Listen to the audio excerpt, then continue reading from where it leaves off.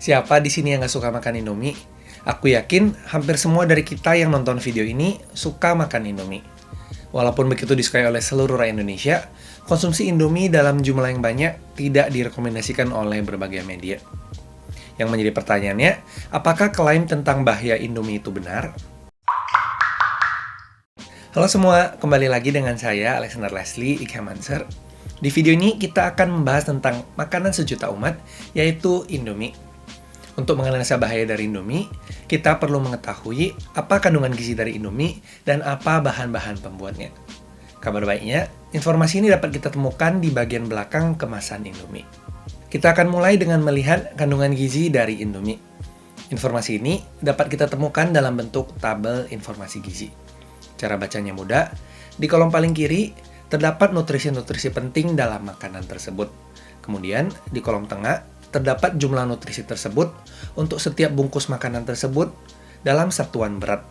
Dan terakhir, di kolom paling kanan terdapat nilai AKG yang merupakan singkatan dari angka kecukupan gizi, di mana AKG adalah nilai yang menunjukkan kebutuhan rata-rata suatu zat tertentu yang harus dipenuhi setiap harinya. Dari tabel ini, kita bisa lihat bahwa Indomie mengandung jumlah karbohidrat dan lemak yang cukup banyak, yaitu berturut-turut 17% dan 21% AKG. Sedangkan jumlah proteinnya cukup rendah, yaitu 13% AKG. Sehingga jika seseorang hanya mengkonsumsi Indomie secara terus-menerus, maka tubuh akan mengalami kekurangan protein. Untuk mengatasi permasalahan ini, tambahkan telur atau daging sebagai sumber protein, agar kebutuhan protein tetap dapat tercukupi. Selain itu, dapat dilihat pula bahwa jumlah serat dalam Indomie sangatlah rendah, yaitu hanya 8% AKG.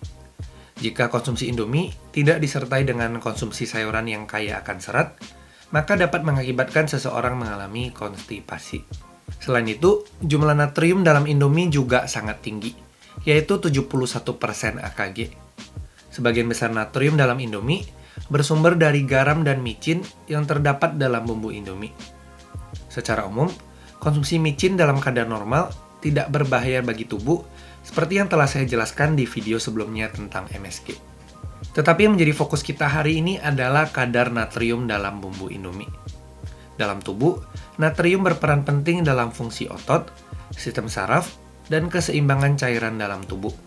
Namun dalam jumlah yang terlalu banyak, natrium dapat meningkatkan tekanan darah yang dapat merusak jantung dan ginjal dalam jangka waktu yang panjang. Oleh karena itu, penggunaan bumbu Indomie tidak boleh dalam jumlah yang berlebihan.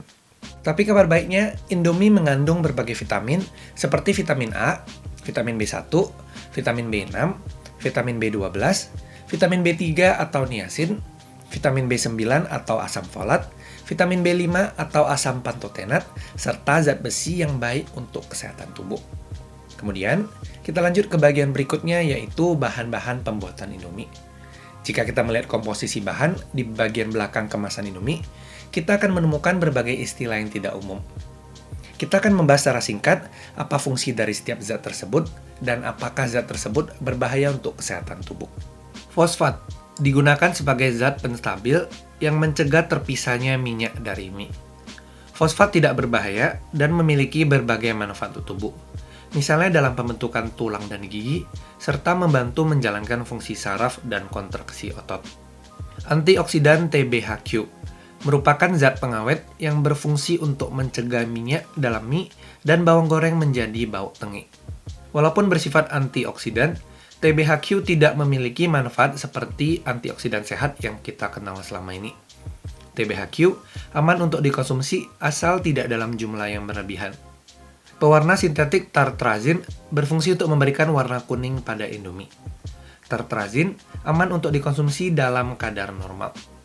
Walaupun aman, sebagian kecil orang, yaitu kurang dari 0,1% populasi manusia, memiliki alergi terhadap tartrazin yang dapat menyebabkan penderita mengalami asma.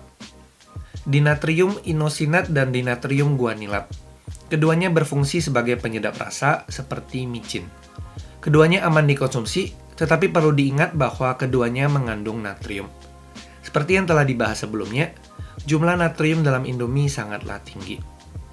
Natrium benzoat dan natrium metabisulfit. Keduanya berfungsi sebagai pengawet dan aman untuk dikonsumsi dalam kadar normal. Seperti kasus sebelumnya, keduanya juga mengandung natrium. Jadi, setiap zat-zat aditif yang digunakan pada Indomie aman untuk dikonsumsi dan telah disetujui oleh BPOM. Jika saya boleh tarik kesimpulan, Indomie mengandung jumlah protein dan serat yang rendah, serta jumlah natrium yang sangat tinggi.